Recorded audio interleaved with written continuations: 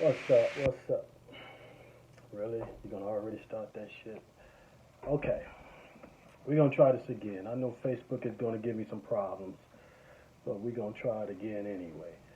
So, of course, the news has been dominated over the past week by Nick Cannon and his alleged anti-Semitic remarks, and him having to apologize, lose his jobs. Who else had to apologize? They're going after anybody that comes to um, Nick's defense.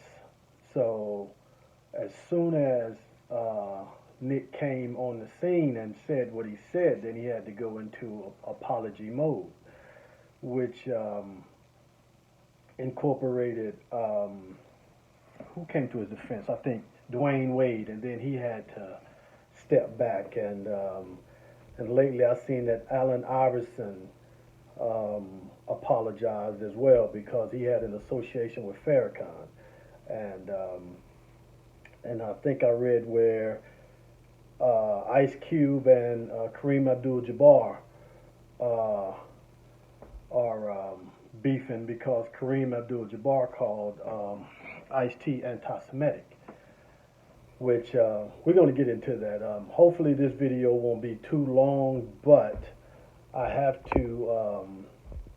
There's some things that I just want to just kind of put out there for y'all to kind of chew on and either ingest it or spit it back out. You know, that's on you. But I got to get this out of my head because it keeps playing with me. So we're going to be talking about a little religion. We're going to be talking about a lot of politics, and we're going to be talking about whatever else that might come up in the comments. So we're going to start out first though with the whole religious context of this thing. And I'm not going to go into a whole biblical spiel, but it's just certain things that we do have to talk about in order to get a better understanding of what is being said when they say anti-Semitic. So, I'm trying to wave at some of y'all. So let's get it crunk. So first off, this whole notion of being a Semite, of course, comes from Noah's son Shem, and he was one of the triplets of Noah, and from him allegedly descended the Shemites, of which Abraham would be one, and then Abraham's sons, Isaac and Ishmael, who would both be Shemitic or Semitic, and then from Isaac came the 12 tribes of Israel, which is where these people who are now calling themselves Jews allegedly descend. Now, the problem that I have with that is the fact that they don't, they can't show you anywhere in the Bible where it describes them as a nation of people. The people that are actually described in the Bible look like you and I. Dark skin, red eyes, raspy voice, um, hair like lamb's wool. Well, how about that? I ain't got nothing here, but we do have this here for those who still have hair. So that description does not describe any of the so-called um, Jews who are now got Nick Cannon reeling from his comments, or anyone else that has ever made a comment that questioned the history of so-called Jews. And I'm using so-called because, again, they can't find anywhere in the Bible, which is where we first learn about this history of a so-called people called the Hebrews, later renamed the Jews. So we have to go to that as the first and official documentation of such a group of people. But when we read the book, we don't find anything of that mention of a group of people that are described that way. Um, dealing with the first man whose name was Adam, which means red. Um, and then but dealing with it from a just strictly literal aspect, if he was pulled from the dust of the ground, then the ground is brown, period. You don't find any of those brown people in present day Israel that are calling themselves Israelites unless they came from Ethiopia. Um, so when we start looking at the people as they started to describe them, one of the first examples of a description of one of those people came in the form of Moses, who lived as the Pharaoh's grandson and lived in Egypt. And I've been to Egypt, and saw the walls, and I've seen the people that live in Upper Egypt now, and they look like me or like you. So when Moses lived in Egypt and he was talking to this God, the God told him to put his hand in his bosom and then to pull it out. And when he pulled it out, it turned white. Then it says it told him to put his hand back in his bosom and pull it back out, and it turned back to its regular color. You can't be white and your hand turns another color. It can't be white and turn white is what I'm trying to say. Okay, the next example would be when Moses married an Ethiopian. So Moses marrying an Ethiopian brings the family of Ethiopians into the so-called Semetic line. So with that, she got mad that he married an Ethiopian, and then God cursed her, and she turned a leopardess white. Again, you can't be white and be turned white. You have to already be some other color other than white. Another example, going back a little bit to Abraham. Abraham married an Egyptian named Hagar. Well, then that brings what? The Egyptians into the line of the Semites. So here again, you got Ethiopians, you got Egyptians that are both married into the families of these so-called Hebrews, who, according to the descriptions in the Bible, their skin color was other than white. When God wanted to prove a point or he got mad at people, he would then turn them white. So that does not describe Alan Dershowitz. That does not describe Jeffrey Epstein. That does not describe Harvey Weinstein. That does not describe Phil Donahue. I mean, not Phil Donahue. What's her name? White lady that interviewed Farrakhan years ago. Barbara Walters. That does not describe a whole lot of these people that are calling themselves Jewish. It does describe people that look like Nick Cannon.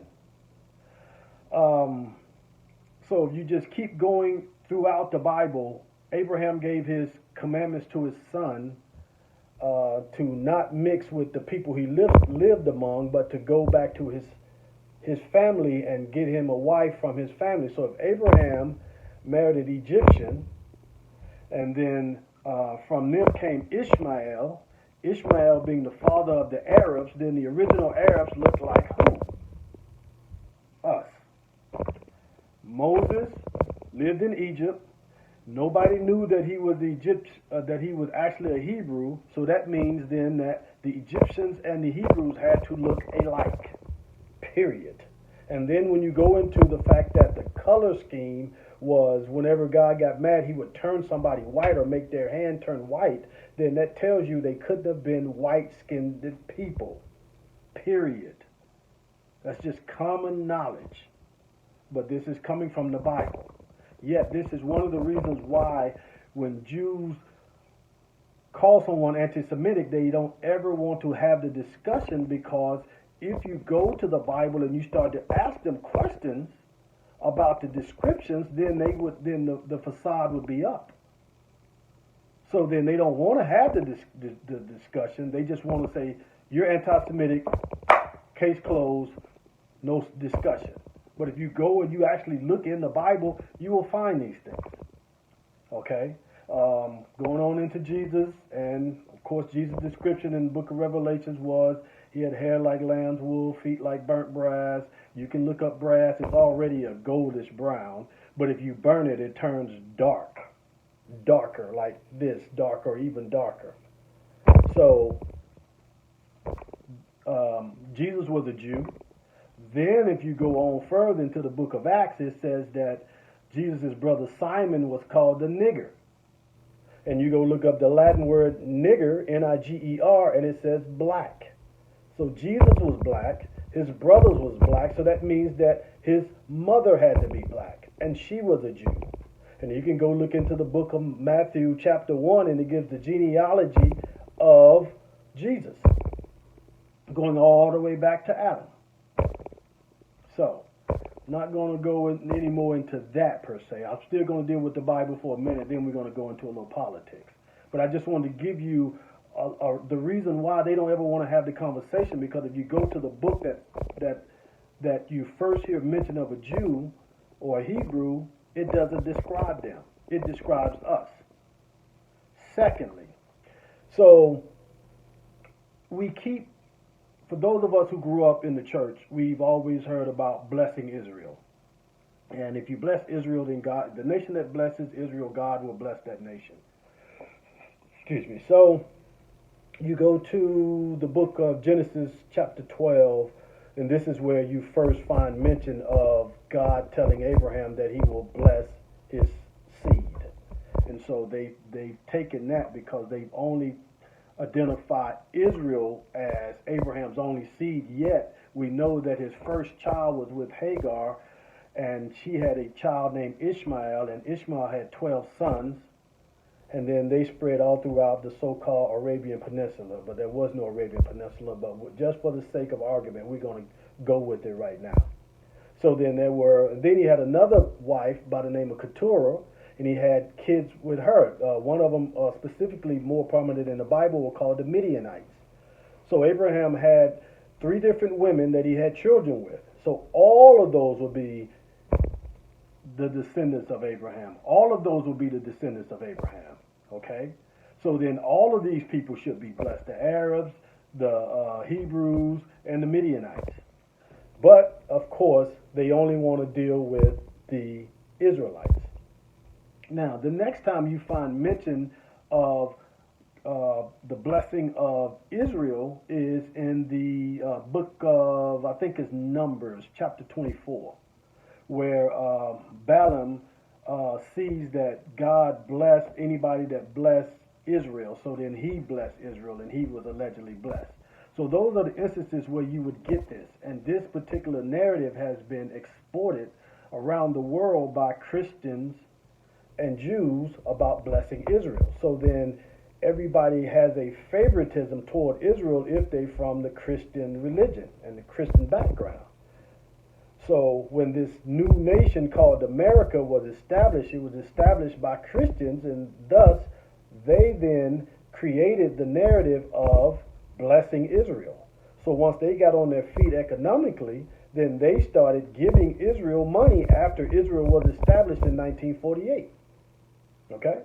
We're going to get into how Israel was established as well. But I just want to kind of give you guys, like I said, a little background and understanding why everybody is so gung-ho about protecting Israel. Because it's about those particular biblical scriptures, Genesis chapter 12, as well as Numbers chapter 24, if I'm not mistaken. But, if it's not correct, I'll put it in the comments after this video is over. So, back in 1948, with what they called the Balfour Declaration, I'm kind of moving forward now, going into the political thing, because I've given you a little bit of the biblical background.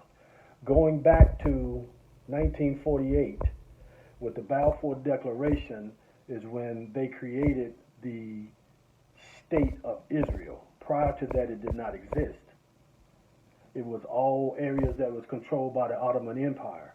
But after the Turks lost the war in World War II, then Great Britain, America, Germany, France, and those European powers decided to carve up what's now called the Middle East and create a Syria, a Palestine, Saudi Arabia, etc. They started to carve it up the same way in the 1880s, 1884 to be exact, with the Berlin Conference that Malcolm talked about. If you ever listen to Malcolm X, then go and study the Berlin Conference.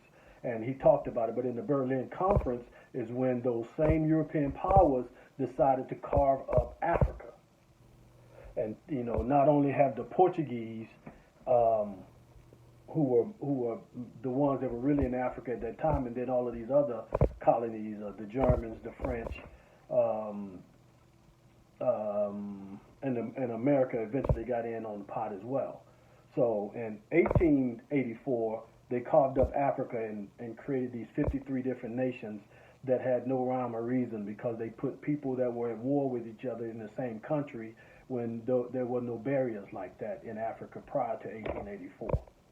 Then now move forward about 60 years later with the Balfour Declaration. Balfour was a cat that worked for the British Parliament, and he drew up this particular declaration after the war, World War II, to give the Jews a homeland. Of course, go into historical things, and this is right after the war with Germany, where the Jews were allegedly exterminated. Like 6 million Jews were allegedly exterminated. Okay, I'm not getting into that number. That's a whole nother conversation. I'm just going to say allegedly. So while the Jews were being exterminated by Hitler, according to their narrative, then they move into Palestine, and then what do? They started exterminating the Palestinians. How about that? You know what I mean? They want to talk about the things that happened with Hitler, but they don't want to talk about what they did to the Palestinians.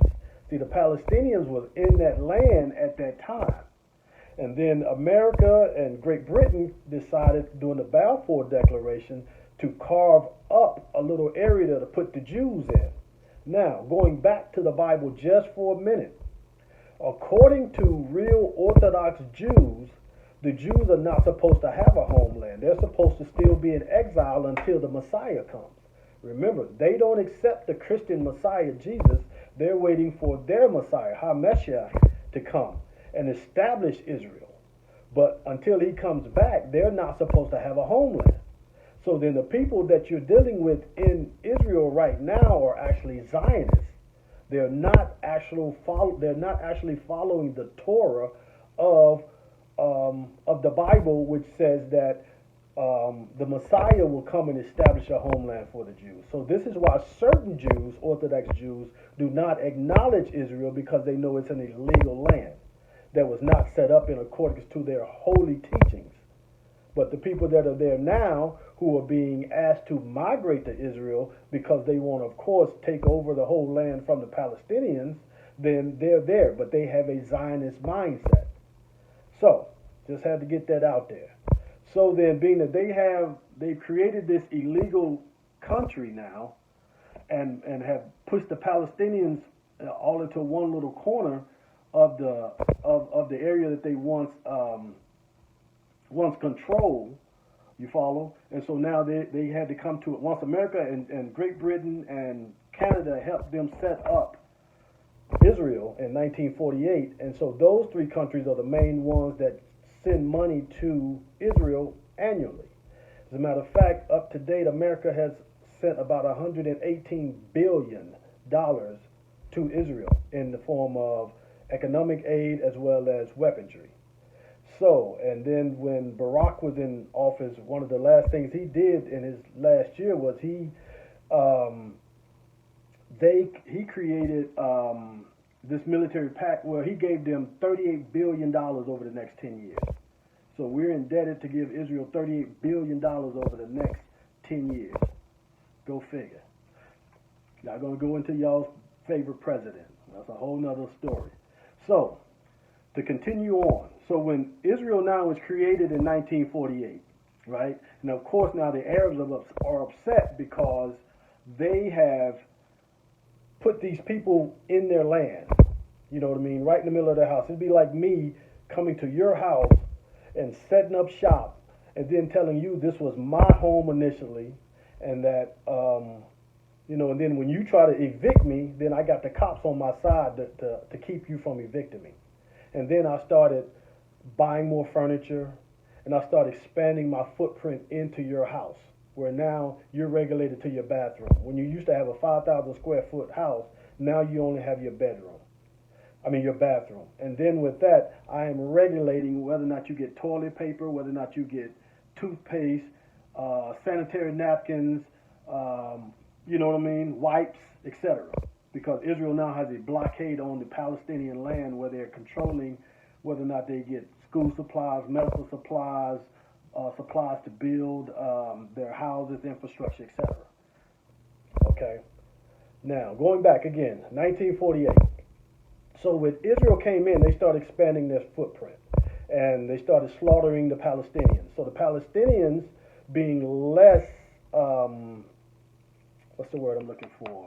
They didn't have the army that Israel had, because remember, America's been giving Israel arms and money since 1948, since its creation. So then they're pushing the Palestinians out. The Palestinians are moving to places like Egypt. They're moving to places like Jordan. They're moving to places like Syria. They're moving to all of the surrounding areas because they're being pushed out of their land. So they finally had enough, and they had a rising up around 1956. Okay, this was one of the first Arab-Israeli major conflicts. So what happened was the Egyptians at the time, I don't think there was an Egypt at that time. There was no official state called Egypt at that time. It was called the United Arab something, United Republic of Arabs, or United Arab Republic, or something like that. So they did a blockade of this little strip of land near Egypt, or this little waterway near Egypt, and it's called the Straits of Tiran, T-I-R-A-N. Okay, so then they stopped Israel from receiving oil. Now, guess who Israel was getting oil from? Iran. Now, you hear Israel talk about how Iran wants to wipe them off the face of the planet, but in 1956, 90% of Israel's oil was coming from Iran. So Israel put a stop to it. And so Israel said Egypt put a stop to it. Israel said that is a declaration of war, and then they attacked Israel. The UN stepped in, because remember, the UN was created around the same time that Israel was created, 1947, 1948. And so they came in, created a ceasefire, right? And they made sure that Egypt could not put any type of military people there to kind of control the situation. So the UN put people there. Okay, now fast forward to 1967, which is the so-called Six-Day War. This is, again, Egypt did the same thing. They blocked the Straits of Tiran, and then Israel attacked them. Then Jordan got in the fight, Syria got in the fight, and maybe Lebanon. But after the conflict was over, it was a 6-day war, and Jordan lost a piece of land, Palestine lost East Jerusalem, the West Bank, the Gaza Strip, and Egypt lost the Gaza Strip and the Sinai Peninsula. Palestine lost East Jerusalem, and Syria lost the Golan Heights. Now, according to the UN, you cannot keep land that you won by force in a conflict. Yet, Israel will not release the Golan Heights, the West Bank, the Sinai Peninsula, and all of these particular areas, because it expands their footprint. And they're backed by the United States and Great Britain. So then every time that the Palestinians or the Arab nations go to the UN and say, give the land back, America vetoes the resolution. Okay, so fast forward again to, let's go back to 1967, because in 1967 was the Six-Day War. So that was roughly in June, so it was roughly about 53 years ago. So um, America had a surveillance ship in the area when Israel was at war with Egypt and those other Arab nations. The Jews at that time shot down or tried to sink the American ship called the USS Liberty, and they killed a whole lot of American Navy personnel at that time. And of course, they, you know, brushed that on the rug. You won't find that in American history, but if you go look up the USS Liberty around 1967, you'll find out about how Israel tried to sink that ship because they didn't want people to know what was going on with their aggressions with these Arab nations and the type of things that they were doing. You can find that out. You know, do a little history on it. You'll find it.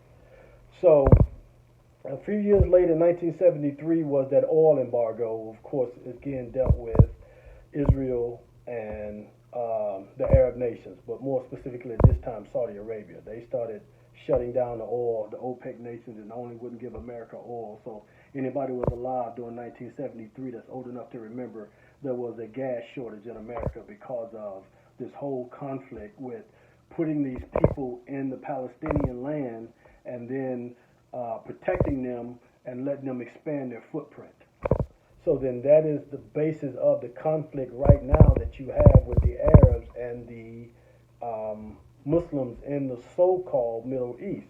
And if you recall, the Middle East was created in 1917 and 18 with the Balfour Declaration and actually implemented in 1948, where they carved up the Ottoman Empire after World War II, because the Ottoman Empire had everything from Egypt all the way, you know, almost into Russia. So they controlled all of that. That was all Turkish. But then Turkey got in on the, once Turkey lost and their land was carved up, you follow? I mean, they got to keep a certain portion of it, but the rest of it was given to those European nations. So like France controlled Syria and parts of Lebanon. Russia had parts of Syria. You had Palestine was controlled by, and Iraq, Iran, and Palestine was controlled by the British. This is how you'll find the British Petroleum being created, because they were over in the Middle East, the so-called Middle East, and once that land was carved up, they got to set up shop and do that. So then in 53, when the Shah of Iran kicked the British out and nationalized the oil in Iran, then that made Iran become now a what do you want to call it? You know, they became a so-called terrorist state, even though the largest group of Jews outside of Israel lives in Iran right now. So, anyway, so you got these fake people living in Palestine calling themselves Jewish, and America, our tax dollars, are giving them billions of dollars annually to support that pariah apartheid state. They're getting so much money right now that the gross national income for Israel is about, $37,000 a year. Well, for the European-looking Israelis, the black ones, like the Ethiopians, ain't getting that type of loot. And I'm sure the people that followed Ben Ami, Rabbi Ben Ami, from Chicago in 1966 into Israel, that living in Dimona, ain't getting that. As a matter of fact, those people, those black Hebrews that migrated from Chicago to Dimona in 1966, and Dimona is the site of where Israel has its nuclear weapons.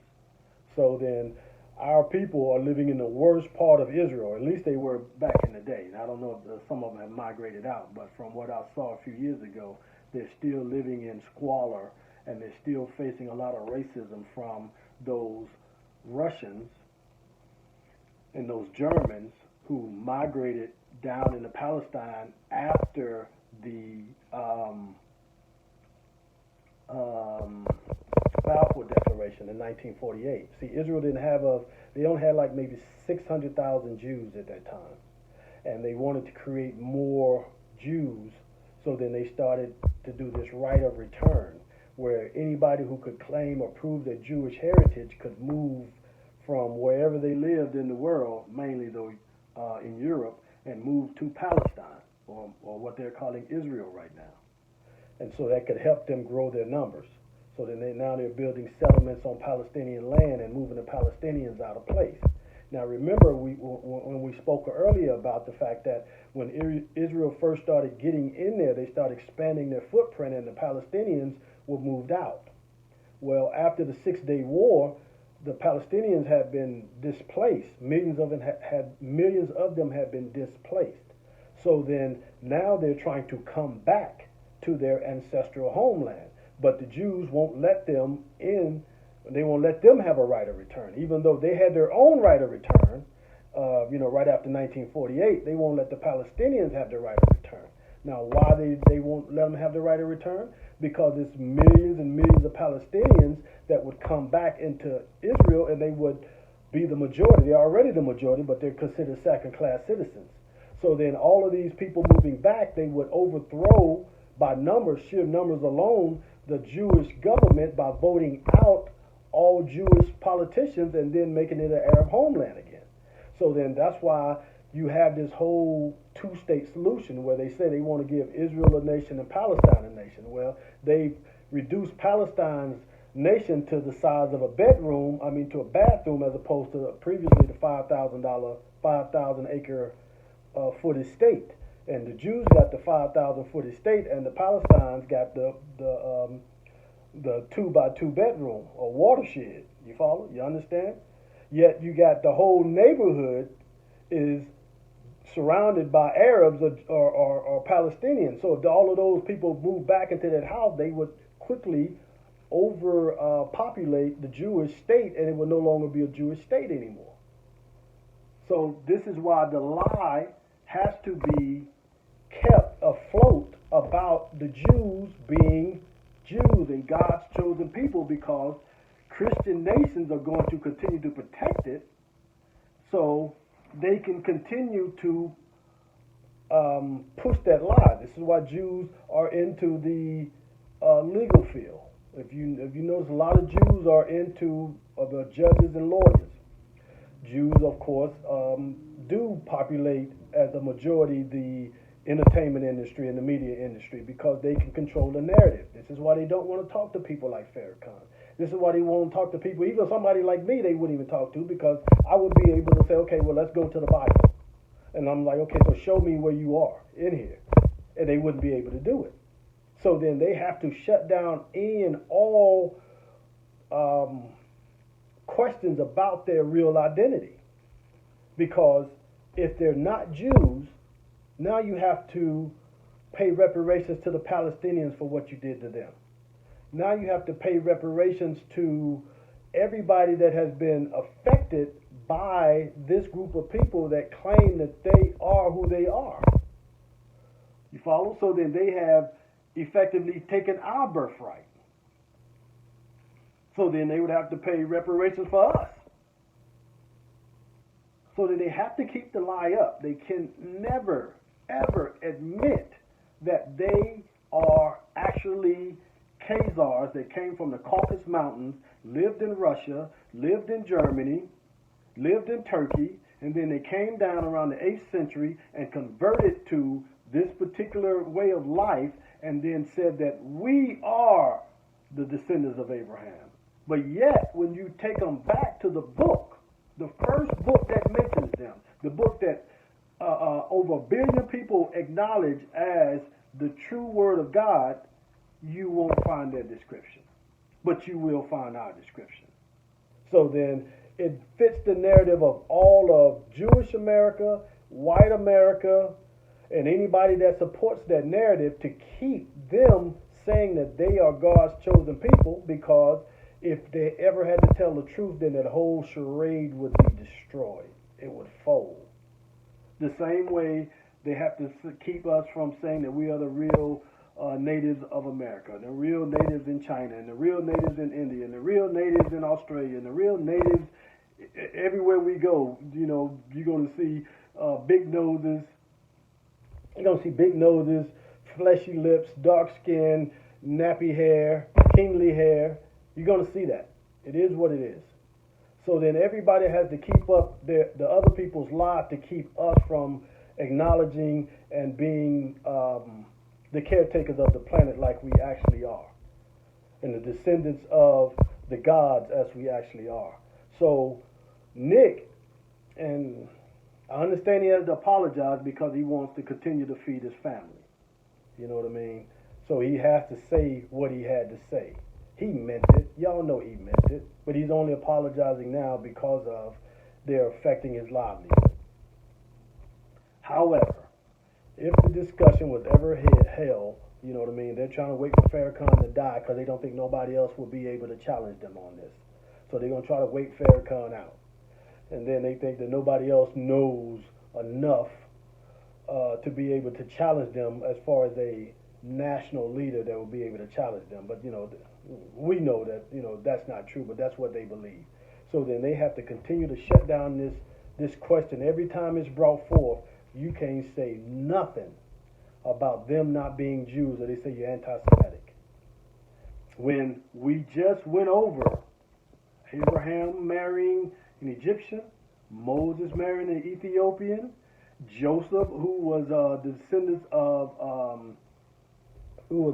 of Abraham, married Egyptian women and had two sons, Manasseh and Ephraim. They were Egyptians.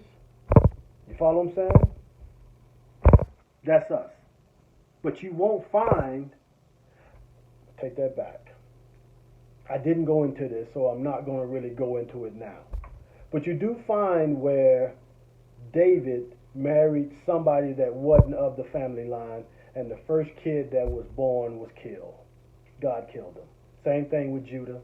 When he mixed his seed, first child was killed. When Esau mixed his seed, the first child was killed. So for some reason, God didn't like when the children of Israel mixed their seed with other than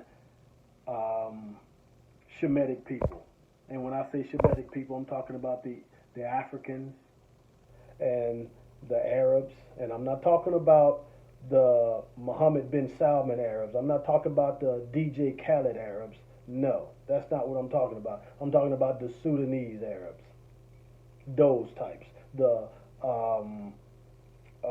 what's his name? President of Egypt back in '73. The one that looks like George Jefferson. I just mentioned his name the other day. I can't think of it right now. He got the Peace Prize. But anyway, I'm talking about the dark-skinned Arabs. The Arabs that look like me. Those Arabs. Now, talking about DJ Khaled. DJ Khaled is a mixture of Turks and Indians. Hindu Indians. No real Arab. None of those Arabs are real Arabs. Now, some of those Yemenites are mixed of Africans with a little Arab in them. That's why they got the darker skin tone and they look more African in feature. But getting back on track, Nick apologized because he wanted to keep his job. But the reality is, those people are not the original Jews. They do not fit the description of Jesus. They do not fit the description of Simon, Jesus' brother. They do not fit the description of Solomon's wife, who was black and comely, like the tents of Kedar. So, and Kedar was a descendant of Ishmael. Ishmael was a descendant of Hagar. Hagar was an Egyptian. So, Arabs are black. The original Arabs are black. Not these fake Arabs, the same way you got these fake people calling themselves Jews. They're not. They're imposters. And Nick was trying to say that. Farrakhan has been saying it. A lot of people have been saying it for years. But they shut them down with the anti-Semitic thing, and then they won't let them explain themselves. They won't let them get on a national platform and debate it. They will just shut you down because once the charade is over, then their house of cards fall down. and then they would have to now look at reimbursing people for the atrocities that they've committed in the name of their dirty religion, as Farrakhan said. Slave trade. Portuguese. So who were the Portuguese then? They never give you a history of the Portuguese. Portuguese were allegedly the Romans who moved down to South Europe, which is where the Italians and the Spanish are, and then they mixed in. And so the Portuguese speak a form of Spanish, and they were also mixed with the Germans. These were nothing but these so-called Jews, or what they're calling now the Sephardic Jews, which came from Spain, and they were the ones that they got expelled out of Spain around the same time that we got expelled.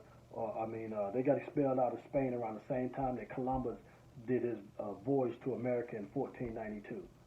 And then some of them came even to Cuba and lived on the island as Cubans and converted to Catholicism. And this is how you got the mob into Cuba back in the late 50s, and then people like Fidel kicked him out because he saw the racism, he saw how they were utilizing his people, he saw how they were utilizing it for capital gain, because in Cuba they created their own little Las Vegas. It was like a getaway, a nice little getaway, you know what I mean? So when Fidel kicked those Jews out of Cuba, they all came to Miami. So then this is why you have a stronghold of Jewish people in Miami, yet they are using Latin names. Israel, Lopez, things like that. Because they're Portuguese Jews, Sephardic Jews. Okay? You got the other group, the ones that I mentioned, Barbara Walters. That was the lady I was trying to think of. The Barbara Walters types, those are Ashkenazim Jews. Those are the ones that came out of Europe. Look at the word Ashkenazim. Hold on a minute.